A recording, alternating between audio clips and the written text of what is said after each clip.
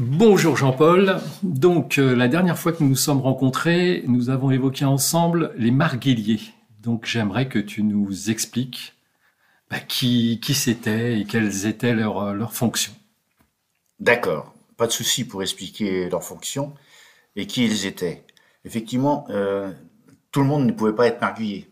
C'était un choix orienté évidemment parce que on sollicitait des personnes pour être marguillés. C'était 2 par an. En général, ils restaient 2 années de suite et ils étaient du même âge ou donc d'un âge très proche. Au bout de 2 ans, ils finissaient leur fonction et ils étaient remplacés par d'autres et ainsi de suite. Forcément que Monsieur le curé devait avoir comment dire, une orientation ou donner son aval pour le choix des marguilliers. Ils étaient sollicités. Alors leur rôle, c'était dans l'église lors des cérémonies, particulièrement à la messe principale du dimanche matin qui devait avoir lieu vers 10h, 10h30. Et ils avaient la fonction de faire comment on appelle ça, de commencer la procession avec la bannière en tête, suivie de la croix. Les 2 marguilliers étaient porteurs de ces 2 éléments. Derrière se préparaient les enfants de chœur et derrière il y avait le prêtre en tenue d'officiant pour la messe. Et là démarrait un circuit en début de messe autour des chaises qui se trouvaient au milieu de l'église dans la nef. Aujourd'hui, il y a une allée centrale. À l'époque, il y avait les bancs étaient sur les côtés et les chaises étaient rassemblées au milieu, ce qui permettait d'avoir un circuit pour faire la procession.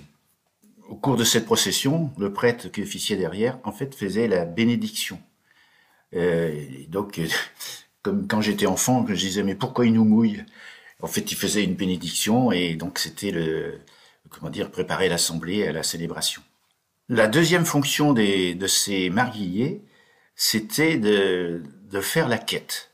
Donc ils se baladaient, façon de parler, dans l'église avec leur corbeille, faire la quête comme ça existe toujours.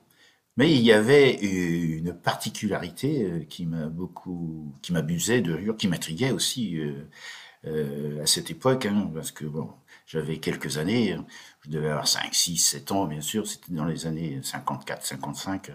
Dans la corbeille, il y avait une tabatière.